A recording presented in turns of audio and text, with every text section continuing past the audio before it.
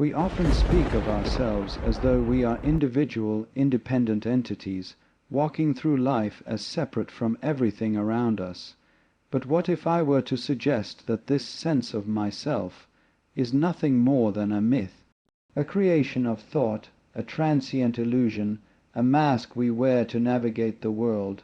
You see, the notion of a fixed, separate I is an invention of the mind.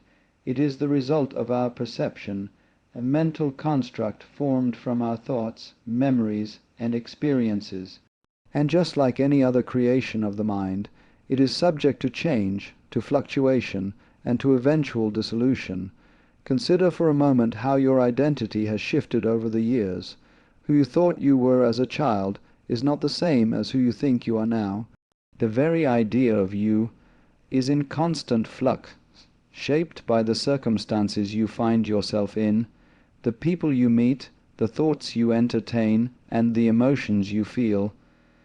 So how can we claim to know who we truly are when we are an ever-changing process? And here lies the crux of it. We have bought into the myth of a separate self, when in truth we are not isolated. We are not separate from the world around us. The very air we breathe, the earth beneath our feet, the stars above, all these things are intimately connected. We are part of a larger living tapestry, woven together in ways we cannot always see. We are not the creator of this universe, but rather an expression of it. But we cling to the illusion of separateness.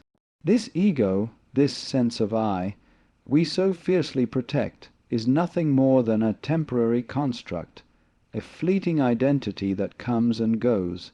In fact, the more we hold on to this identity, the more we suffer, because we create divisions where none truly exists.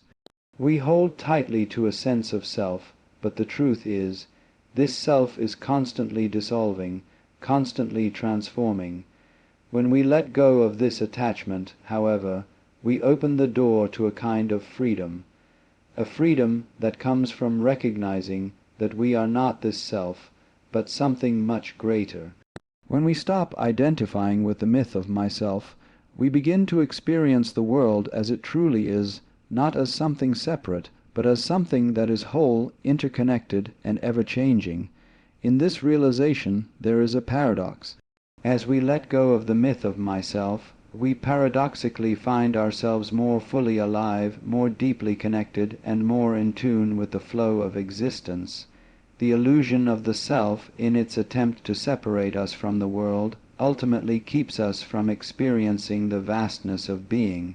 So in this moment I invite you to take a deep breath, to pause and to reflect. Who are you really?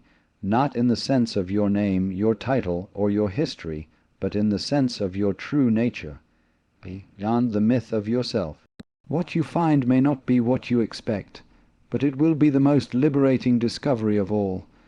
Let go of the myth of yourself, and you will awaken to the boundless freedom that lies beyond.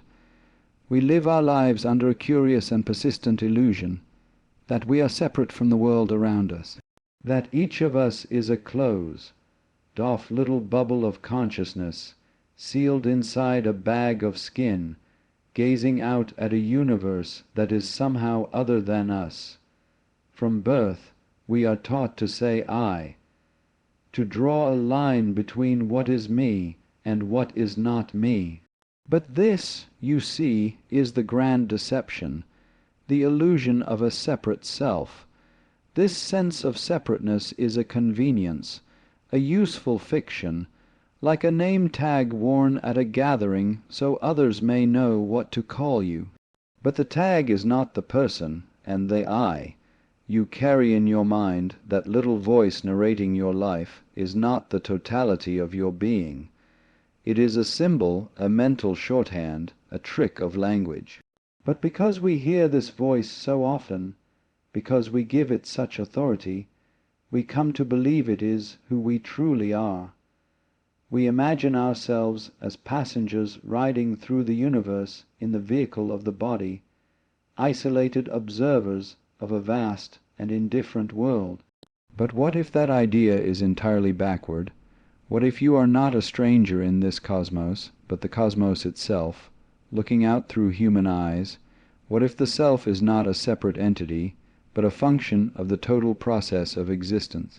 The idea of the separate self is not something we are born with, it is something we learn. It is the product of a particular way of thinking, a habit of mind that cuts the world into pieces and names them. We divide things up, self and other, subject and object, inside and outside. But these divisions are not found in nature. They are inventions, overlays, mental maps that help us navigate the terrain, but are not the terrain itself. If you look closely, the boundaries begin to dissolve. Where does your body end and the environment begin? Is the air you breathe not part of you, drawn into your lungs and converted into life? Is the food you eat not part of you, transformed into cells and energy?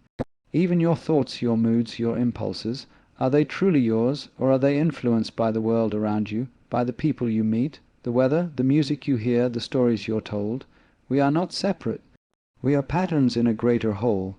Just as a wave is not separate from the ocean, you are not separate from the universe. You are not in the universe. You are the universe in the form of a human being. But because we fixate on the idea of me, we miss the depth of this reality. We mistake the mask for the face, the role for the actor, the reflection for the thing itself. This illusion has consequences. It breeds fear, greed, anxiety, because if I am separate, then I must defend this fragile bubble of me against the world. I must take from it, dominate it, survive it, and in doing so we create the very suffering we seek to avoid. We forget that we are already at home, already part of the great dance of life. But when we see through the illusion, when we truly understand that there is no me separate from you, and no inside without outside, we awaken to something profound. A sense of unity, a sense of belonging, not in the sentimental sense, but in the undeniable experiential truth that you are the earth, the sky, the stars.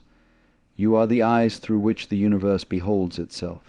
You are the awareness in which all things arise and pass away, and once this is seen, life becomes play, the seriousness melts, the game of being someone, in a world of other things, loses its grip. You begin to live not as a separate actor on a stage, but as the stage itself, expressing every scene. You do not have a life, you are life, flowing, changing, endlessly becoming. So the question is not, who am I? The question is, what is this I that asks the question? And when that is seen clearly, the illusion of the separate self vanishes like mist in the morning sun. We move through life wrapped in stories, narratives about who we are, where we come from, and what we must become. We say, I am this, or I am that, clinging to labels like nationality, profession, gender, status, and yet we rarely stop to ask, what is this thing called identity? What is it that we are holding onto so tightly? You see, identity is not something fixed or solid. It is not a possession like a stone you can hold in your hand. It is more like a melody, a pattern that appears over time, a rhythm made of memory, habit, and perception. It shifts with age, with circumstance, with thought, and still we treat it as if it were a concrete object, something with hard edges that separates us from everything else. But this idea of being someone specific, this sense of me, is a role, a performance, an image cast upon the mirror of the mind. We play these roles so convincingly that we forget we are playing at all. We become lost in the character, like an actor who forgets there's a stage beneath his feet. And the tragedy is not that we play roles, it is that we believe we are the role. From the moment we learn language, we are given a name, taught a history, trained to respond to you and me, and so we begin constructing a self. But this construction is not truly ours. It is assembled from the outside, from the voices of our parents, the beliefs of our culture, the expectations of society. We inherit a script and step onto the stage already rehearsed. Now, this isn't to say identity is bad. It is useful, even beautiful. It allows us to navigate the world, to form relationships, to communicate, to dream. But it becomes a prison when we mistake it for the totality of our being. When we say, "This is who I am," we build walls around ourselves, and those walls, once built, become the limits of our perception. The truth is, you are not a thing at all. You are not a noun. You are a verb, an unfolding, a process, a happening.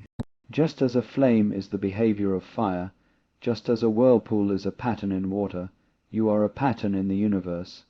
An identity in this light is simply the surface of the wave, not the deep ocean beneath. What happens when we loosen our grip on identity, when we begin to see that we are not our names, not our thoughts, not even our stories? What arises is a kind of spaciousness, a lightness of being.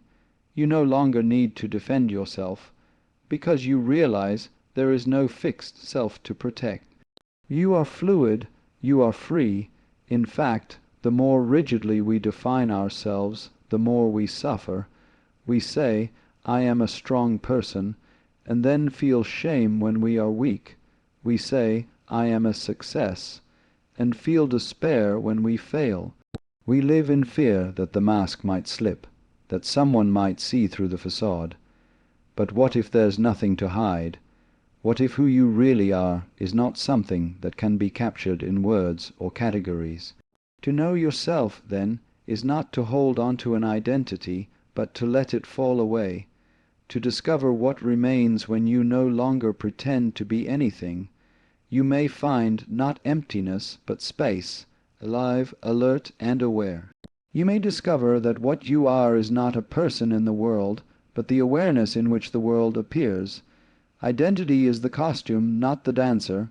It is the echo, not the voice. And when you stop clinging to the echo, you begin to hear the music underneath it all, the great song of existence, in which you are not merely a note, but the silence between the notes, the rhythm of the whole. So let yourself be, let yourself change, let identity be what it is, a useful fiction, a beautiful illusion, but never forget that behind the illusion there is something vast, something timeless, something that has never been named. And that is what you truly are. We walk through this world surrounded by the vibrant dance of life, and yet we often perceive ourselves as separate from it all. We see ourselves as individuals, isolated, apart from the world around us, interacting with things but not truly being them. We define ourselves by the boundaries of our bodies, our thoughts, and our emotions, forgetting the profound truth that everything is interconnected. It's easy to believe in separateness when we look at the world with the eyes of the ego. The mind loves to divide, categorize, and label, because it feels more secure when it can draw lines between me and not me, between here and there. But this is an illusion, a construction of the mind that has no true basis in the fabric of existence itself. Think for a moment about a tree. You may say, "That is a tree," and from your perspective it seems distinct and separate from the ground, the sky, the air, and you. But what is this tree really? Its roots are buried deep in the soil, drawing up nutrients from the earth. Its leaves catch the sunlight, transforming energy from the sun into life, and when the tree exhales, it releases oxygen into the air for you to breathe. Is this tree separate from you, or is it part of the same great cycle, part of the same endless exchange of energy that sustains all life? When we look deeper, we realize that this separateness is a misconception. You are not apart from the tree. You are connected to it, as much as it is connected to the soil, the rain, the sun. The same atoms that make up your body are the same ones that make up the air you breathe and the ground you walk on. All of existence is one vast interconnected web, each part influencing and depending on every other part. The process of life itself is a flow, a dynamic movement that is constantly in motion. From the smallest particle to the largest galaxy, everything is part of a continual, ever-changing flux. And yet, in our human minds, we construct a story of isolation. We think we are separate, and in doing so we forget that we are the dance. We are not the observer of life. We are life itself, expressing through this moment, this body, this thought, this experience. If you listen carefully, you'll hear the rhythm of the universe playing in every heartbeat, in every breath. Every interaction you have, every action you take, sends ripples throughout the interconnected web of existence. Think about a drop of water falling into the ocean. While the drop may seem insignificant on its own, it is never truly separate from the ocean. It is part of the whole, and once it enters, it becomes the ocean, just as the ocean becomes part of it. There is no distinction. Now consider yourself, your thoughts, your desires, your actions. You are not isolated. You are part of the flow of life. Your existence, your awareness, is a momentary expression of the entire cosmos. You may feel as though you are a small individual being in a vast, indifferent world, but in truth you are the world itself, looking at itself through your eyes. The air you breathe, the food you eat, the people you meet, none of these are outside of you. They are all part of the web, and you are a thread in that web, just as every other thing is. When you grasp this truth, that all things are interconnected, something incredible happens. You begin to see that there is no other. There is no distinction between you and the world, no barrier between you and the people around you. In that awareness, the concept of self dissolves, and all that remains is the vast, interconnected whole, pulsing with life. And this interconnectedness doesn't only stretch outward, it also reaches inward. The way you think, the way you feel, the way you act, they ripple out into the world, affecting everything in subtle ways. You are not merely a passenger in this universe. You are an active participant, shaping it with every thought and every action.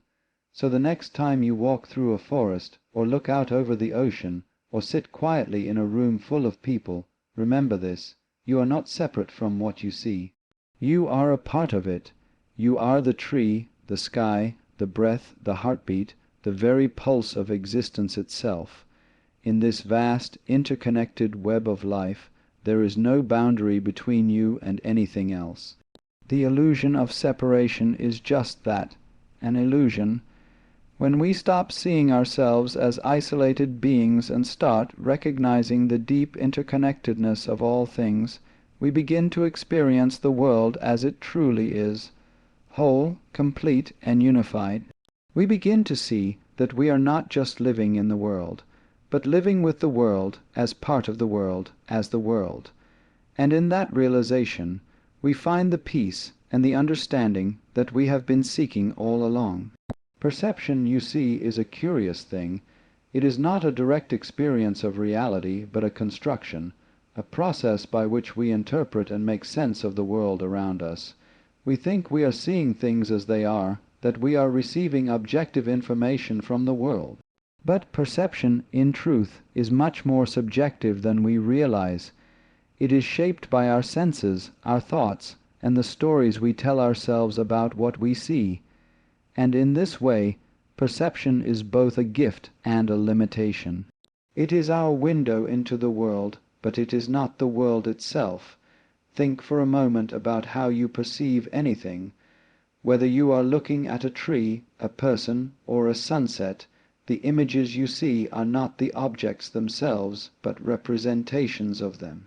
The light from the tree travels through the air, enters your eyes, and is converted into electrical signals that your brain interprets as a tree. but the tree itself, its color, its texture, its essence, remains beyond your direct experience. You are never directly in touch with the world as it truly is. Instead, you are always seeing a mental image, a map of the world, not the territory. This is the paradox of perception. We experience the world only indirectly. The moment we look at something, the moment we categorize it, we are no longer experiencing it directly. We are experiencing our mental image of it, shaped by our memories, our beliefs, and our expectations. It's like a painter creating a landscape. The painter never paints the real landscape. They paint a representation of it, filtered through their own consciousness, their own frame of reference. Now you might say, but surely there is a real tree, a real person, a real world out there. Of course there is, but what we often forget is that our experience of this reality is always mediated by our senses. We are not in direct contact with the world itself, but only with our perception of it. Our senses act as a filter, distorting and shaping our experience in ways we rarely stop to consider. Take, for example, the act of seeing. Light enters the eye and is processed by the brain, but what you actually see is not the raw data of light itself, but the interpretation of that light by your brain. This interpretation is influenced by a myriad of factors: your past experiences, your mood, your cultural background, even your expectations.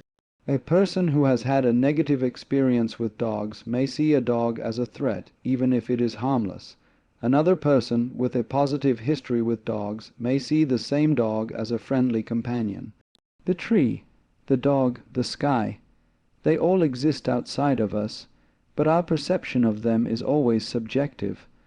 But the deeper point is this: perception is not just a passive process of receiving information from the world. It is an active, creative process. We are constantly interpreting, categorizing, and making. The world does not simply present itself to us in neat, objective terms.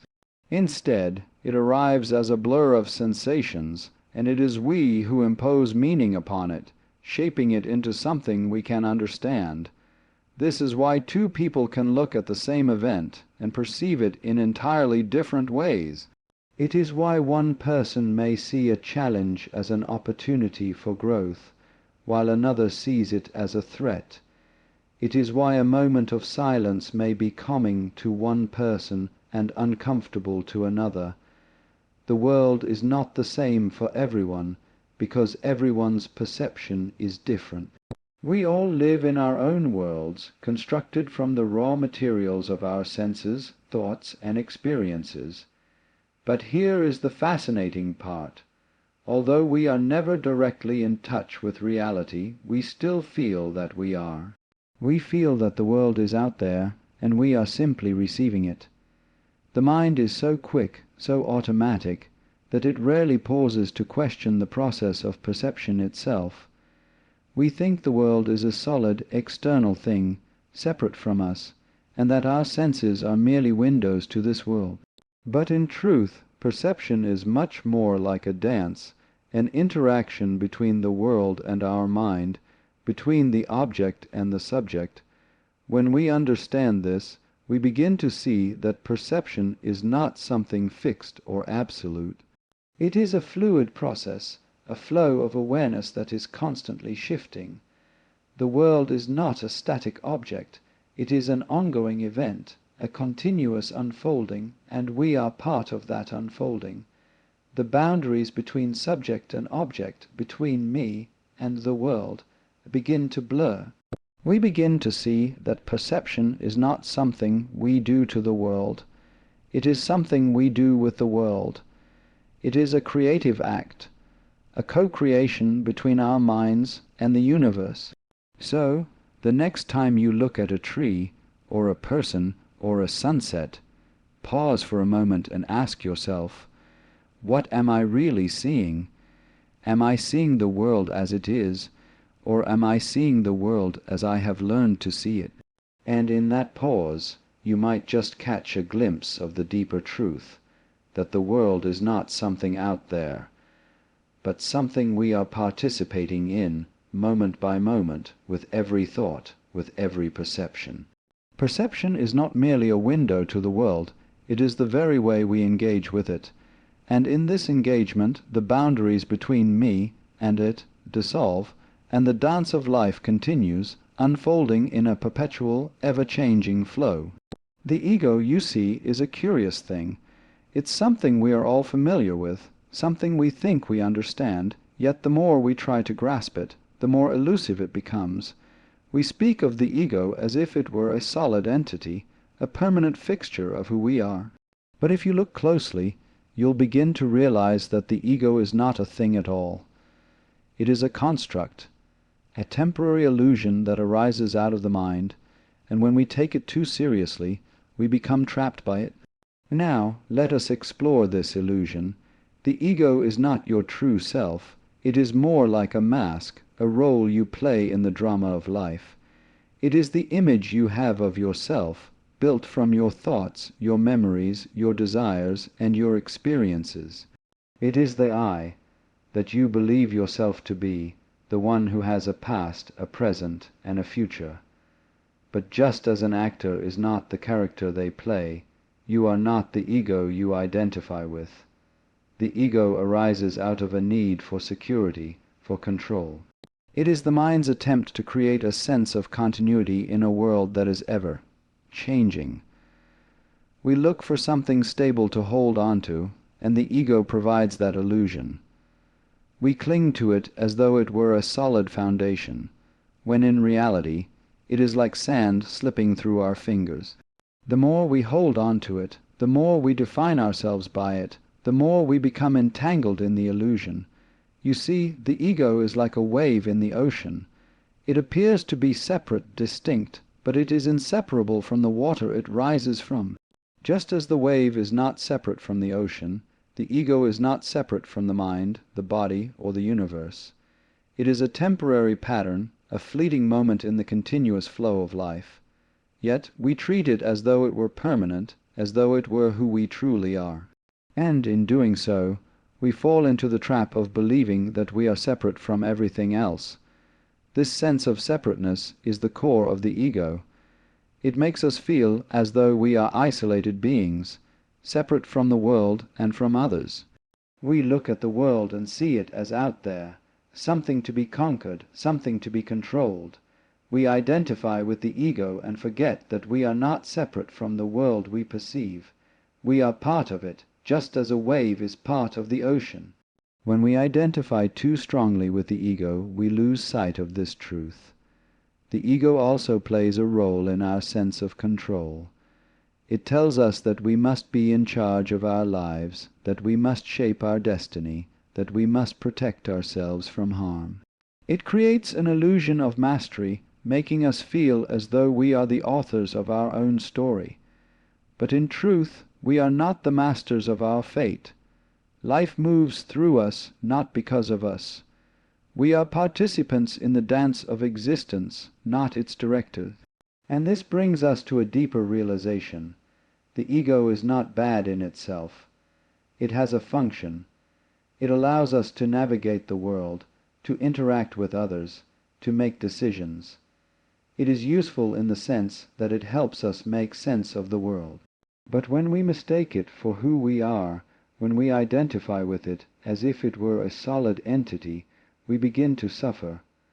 We create divisions where there are none, and we start to see others as separate from us, as other, as enemies or rivals. We feel isolated, disconnected, alone. The ego, when taken too seriously, also creates a sense of fear. Fear of loss, fear of failure, fear of being judged. We are afraid that if the ego is stripped away, we will cease to exist, that we will be lost in the vastness of the universe. But here's the paradox. When you let go of the ego, when you stop clinging to the image of yourself, you do not disappear. Instead, you become more fully present, more alive, more in tune with the flow of life. The ego was never you to begin with. So, What happens when we begin to see through the illusion of the ego, when we realize that it is not the solid, permanent self we thought it was, but rather a temporary construct? We begin to experience freedom, freedom from the fear that we are not enough, freedom from the need to prove ourselves, freedom from the need to control every moment. We begin to see ourselves not as isolated individuals, but as part of the vast, interconnected web of life. The ego, when seen for what it truly is, loses its power over us. It no longer defines who we are. We begin to understand that we are not the ego, but the awareness in which the ego arises. The wave is not separate from the ocean. It is the ocean expressing itself. And when we realize this, we can relax. We can stop clinging to the ego and start living in the moment, fully immersed in the dance of life. So, I invite you to step back for a moment. Notice the ego, but don't identify with it. Observe it as you would observe any passing thought or feeling. See it for what it is, a temporary pattern in the mind, a mask that appears and disappears. And in that awareness, you will find the freedom to be, not as the ego, but as the living, breathing universe expressing itself through you. The idea of the self, the I, is something we hold on to so dearly, isn't it? It is the anchor we believe to be the essence of who we are. But if we look closely, we begin to see something curious. This self, this I, we hold so tightly to, is not as permanent or fixed as we think. In fact, it is as impermanent as the wind, as fleeting as a ripple on the surface of the water. We create an image of ourselves, a sense of identity, and we cling to it, as though it were an unchanging truth. We define ourselves by our experiences, our memories, our likes and dislikes, our roles in life. We are the sum of our thoughts, our actions, our past. But when we pause and ask, who am I really, the answer becomes slippery, elusive. This self we think we know begins to unravel. We realize that this self we identify with is not a solid, unchanging thing, but a constantly shifting process. Think about it. You are not the same person you were yesterday. The thoughts you had yesterday, the experiences you lived through, are already fading into the past. Even your body, which you might think of as you, is constantly changing. Every cell in your body is replaced over time. Your skin, your hair, your bones. Everything is in a state of constant flux.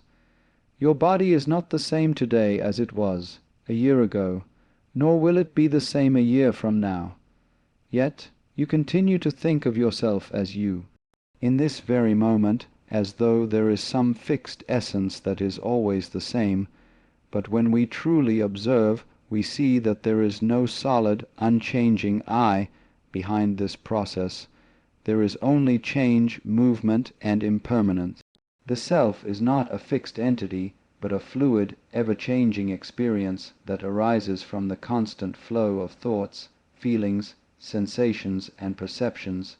The sense of I is born and dies in each moment, only to reappear again, different from before. This impermanence is not something to fear, as we so often do. We are conditioned to think that permanence equals stability, and that change is something to resist. But in truth, it is the nature of the universe to change, and it is the very essence of life to be in constant motion. Every moment that passes is a moment that you will never get back, and yet in that very passing, something new is being born. The idea of a permanent self is a myth, a story we tell ourselves to make sense of the world. But this story is just that, a story. When you start to let go of the need for a permanent self, you begin to experience life more freely. You are no longer bound by the need to defend or protect this I that you have constructed. You can allow yourself to flow with the currents of life, to change, to evolve. to be in a state of becoming rather than trying to cling to an identity that no longer serves you. You see, the universe itself is impermanent. The stars, the planets, the trees, the oceans, all things are in a state of constant flux. Nothing is static. Everything is born, lives, and then fades away, only to give birth to something new. So why should we believe that we, as individuals, are exempt from this natural flow of impermanence? And yet we do. We hold on to the illusion of permanence because we fear what it means to let go. If we let go of the self, we fear that we will disappear, that we will cease to exist. But the truth is, when we let go of the rigid sense of self, we don't cease to exist at all. Instead, we become more in tune with the flow of life itself. We become less concerned with holding onto something that is already slipping away, and more present to the beauty of what is. This is not to say that we should disregard our identities, our roles, or our sense of self. These things have their place, and they are useful for navigating the world, but they are not the totality of who we are. They are expressions, not the essence, and the essence, the true self, is not something permanent or fixed. It is not something that can be grasped or held onto. It is the very fluidity of life, the impermanence itself. When we understand this, we begin to see that there is freedom in impermanence. We no longer need to fight change. We can embrace it, for it is through change that we grow, evolve, and experience the richness of life. The more we release our attachment to the idea of a permanent, unchanging self, the more we come alive in the present moment. The impermanence of self is not something to fear. It is something to celebrate. It is the very nature of life itself, the process of becoming the ever unfolding mystery that we are all a part of. So, let go of the need to grasp at a fixed identity. Let yourself flow with the ever-changing river of existence, and in doing so, you will find that you are more yourself than ever before. There is a profound kind of freedom that lies beyond the self, a freedom that is not bound by the confines of identity, expectation, or desire. It is a freedom that arises when we begin to understand that the self we think we know is not the essence of who we are, but simply a fleeting expression of the greater flow of life. This is the freedom that comes when we let go of the need to define ourselves and step into the larger reality that is constantly unfolding around us. You see, we are often trapped in the illusion that we are separate individuals, isolated from the world and from one another. We believe that we must protect this self, this image of who we are, at all costs. We defend it, we cling to it, and we try to make sure it stays intact. But the more we grasp onto this sense of I, the more it tightens its grip on us. The more we try to hold on to it, the more we find ourselves confined by it. The paradox is clear. The more we cling to the self, the less freedom we experience. But freedom, true freedom, is not something that can be captured or held on to. It is something that arises when we let go, when we stop trying to define ourselves, to control our image, to maintain a sense of permanence. When we step beyond the boundaries of the self, we realize that freedom is not an external condition, but an inner state of being. It is the recognition that we are not the limited, fixed, separate self, that we imagine ourselves to be, but rather part of a larger, ever-changing flow of life. Take a moment to reflect on this. Who are you really? Are you the thoughts that come and go in your mind? Are you the body that you see in the mirror? Are you the roles you play in the world? The parent, the worker, the friend, all of these things are expressions of life, but they are not the essence of who you are. They are temporary, fleeting, and ever-changing. The true self, the deeper essence of you, is not something that can be grasped by thought or defined by language. It is the awareness in which all of this arises, the silent, unchanging presence that observes without attachment. When we let go of the need to define ourselves by these transient things, we begin to experience a kind of freedom that is not bound by circumstances. We become free not because we are able to control the world around us, but because we no longer need to control it. We are free because we are no longer holding onto an image of ourselves that limits us. We become free because we can step into the moment as it is without the need to shape it or define it. This freedom goes beyond the self, but it is also within the self. It is an inherent part of who we are, though it is often hidden beneath the layers of thought, fear, and desire that cloud our awareness. We create the illusion of a fixed self because we want security, stability, and control. But the reality is that life is fluid, constantly changing, and the more we align ourselves with that flow, the more freedom we experience. When you release the need to cling to a fixed sense of identity, you open yourself to the spontaneous joy of being. You no longer define yourself by your past mistakes or your future ambitions.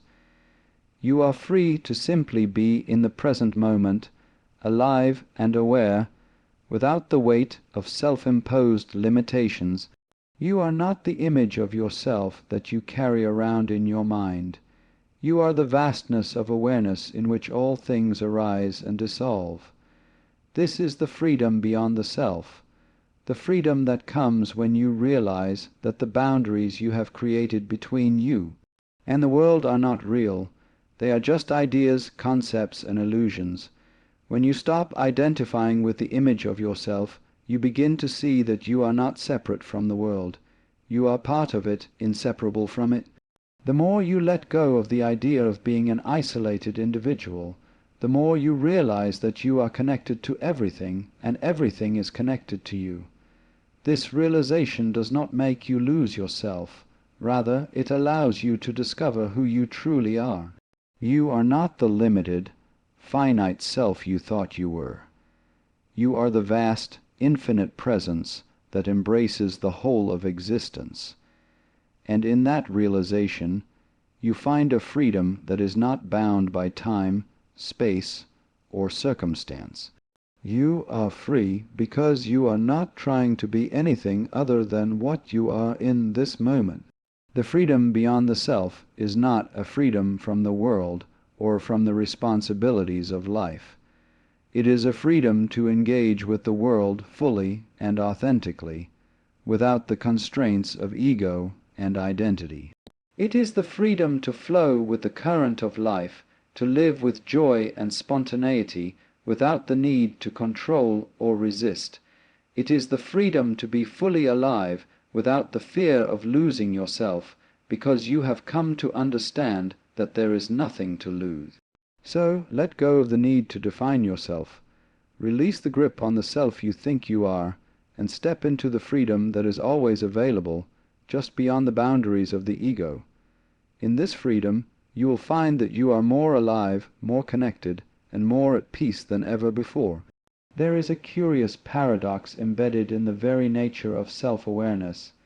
It is one of those strange, paradoxical truths that, when you sit with it for a moment, you begin to realize that it is both profoundly simple and deeply mysterious. The paradox is this: the very act of becoming aware of ourselves, of observing our own thoughts, feelings, and experiences seems to separate us from the world, and yet, at the same time, connects us more deeply to it. You see, when we become self-aware, we suddenly step outside of the flow of life. We start to see ourselves as distinct, as separate from the world around us. We begin to reflect on our thoughts and experiences, and in doing so, we create a sense of I, a self that is separate from everything else. We think, I am here, and the world is out there, and we identify with this separate self, as though it is the true essence of who we are. But in doing so, we also create a distance between ourselves and the world. Now here's the paradox. While self-awareness seems to separate us, It is actually the key to experiencing our deepest connection to everything. You might say, how is that possible? If I am aware of myself, then I am distinct, aren't I? I am separate from the world, observing it from the outside. But the more you look, the more you realize that in becoming aware of yourself, you also become aware of your relationship to everything else. You are not simply a detached observer. In fact, your very awareness connects you to the entire web of life. This awareness, when deeply felt, reveals something remarkable. The separation between self and other, between you and the world, begins to dissolve. In the act of observing, you realize that there is no you, outside of the world, no self, independent of the ever-changing flow of existence. The I, that you think of as separate, is not separate at all.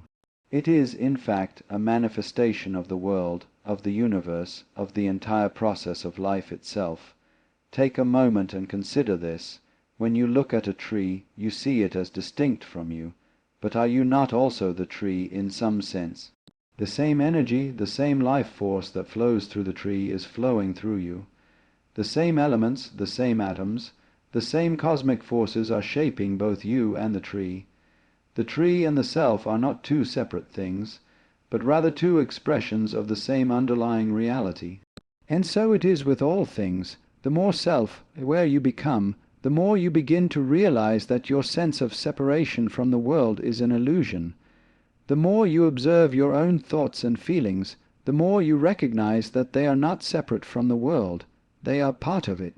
The very process of thinking, of perceiving, of experiencing, is the same process by which the world is unfolding. In that realization, self-awareness ceases to be a source of separation and becomes a doorway to greater unity. This is the paradox. The more you are aware of yourself, the more you realize that the self you thought you knew is not a fixed, independent entity, but a dynamic process that arises from the interconnectedness of all things. The self is not a solid thing, but a temporary pattern in the vast, flowing stream of life. The awareness that you have of yourself is not the same as the rigid, isolated ego you often think it is. It is, instead, a reflection of the unity of existence. The more you see this, the more the boundaries of the self begin to blur, and you start to feel an intimate connection to everything around you. So, here we are, caught in this paradox. On one hand, self-awareness gives us a sense of individuality, a sense of being separate, distinct, and unique. On the other hand, self-awareness opens our eyes to the realization that we are not separate at all.